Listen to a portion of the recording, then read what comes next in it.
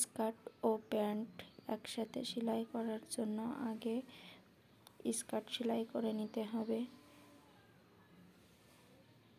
সব থেকে সেলাই করে এক সাইড থেকে 2.5 ইঞ্চি কাপড় বাদ দিয়ে সুন্দর করে ভাঁজ করে ঘুরিয়ে সেলাই দিয়ে নিতে হবে এবং প্যান্ট সেলাই করে নিতে হবে।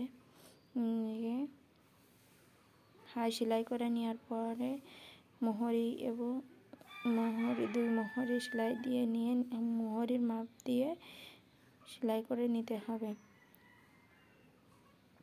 নেয়ার পর আপনারা দেখতেই পাচ্ছেন কিভাবে সেলাই করা হচ্ছে। এরপর স্কার্টের সাথে প্যান্ট অ্যাটাচ করে নিতে হবে। একটু বাড়তি থাকলে কুচি দিয়ে নিতে হবে। উপরে পট্টিটা দিয়ে চাপ সেলাই দিলে